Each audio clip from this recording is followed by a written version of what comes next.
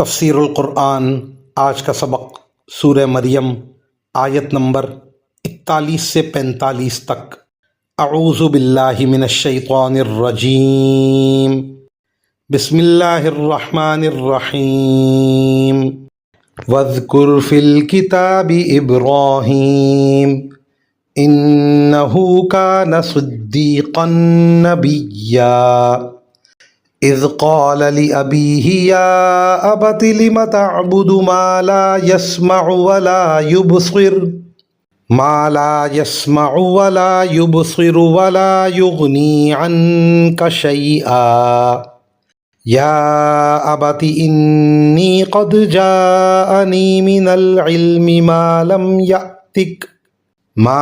یأتک فاتبعنی اہدک صراطا سویا یا ابت لا تعبد الشیطان ان الشیطان کان للرحمن عصیا یا ابت انی اخاف ان یمسک عذاب من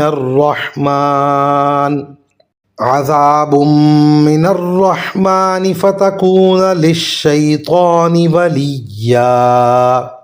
ترجمہ: اور اس کتاب میں ابراہیم کا بھی تذکرہ کرو، بے شک وہ سچائی کے خوگر نبی تھے۔ یاد کرو جب انہوں نے اپنے باپ سے کہا تھا کہ ابا جان، آپ ایسی چیزوں کی کیوں عبادت کرتے ہیں جو نہ سنتی ہیں، نہ دیکھتی ہیں اور نہ آپ کا کوئی کام کر سکتی ہیں۔ ابا جان، میرے پاس ایک ایسا علم آیا ہے جو آپ کے پاس نہیں ہے، اس لیے میری بات مان لیجئے، میں آپ کو سیدھا راستہ بتلا دوں گا۔ ابا جان، شیطان کی عبادت نہ کیجیے، یقین جانیے کہ شیطان خدائے رحمان کا نافرمان ہے۔